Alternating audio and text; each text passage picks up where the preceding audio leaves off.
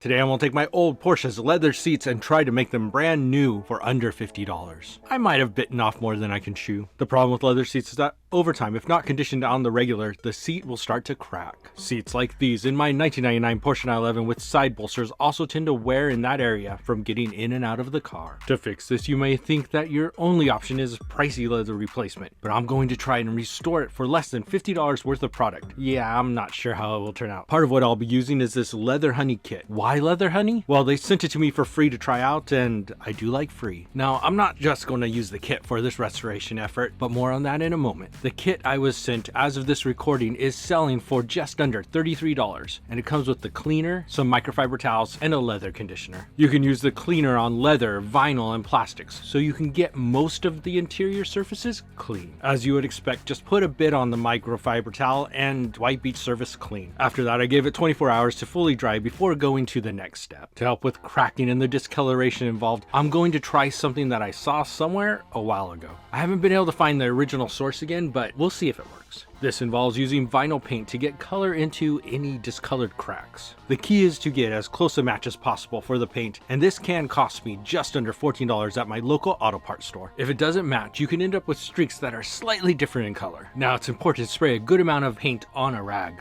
Now, I tried to use a paper towel and that didn't work out at all. But when I used a microfiber towel, it worked much better. Just make sure it's a towel that you don't mind throwing away later. Once a good amount of paint is on the rag, you just work the paint into the discolored areas. After an initial look, I'm kind of nervous it doesn't quite match, but hopefully after it dries it will. Otherwise it might look worse than when I started. Before the next step, I waited another 24 hours to make sure the paint was fully dry. Now to try to get this old leather to fully look new again, I used the leather honey conditioner using the second microfiber towel in the kit. Now this only goes on the leather portions, and since my 911 doesn't have the full leather interior option, that means that the seats and a few trim items need to be conditioned. Once all the leather is conditioned, you need to wait at least a few hours for it to dry, and then it's safe to sit on. Let's see if this worked or if I ruined my own seats so that you don't have to. This is what it looked like before we started, and now it looks like this. The leather conditioner did a decent job, but the paint doesn't match 100%. Most may not be able to tell the difference, but in some light, it is somewhat noticeable, so it isn't perfect. If the paint matched a bit better, it would look like 10-year-old seats instead of the 25-year-old seats that are in it. Now that's not new, but it certainly is better than where we started. The thing is, this old 911 was made in the good old days when you could buy a Porsche 911 with a manual transmission. Those days are gone, or are they? Check out this video to find out why Porsche will bring back the manual transmission by 2026.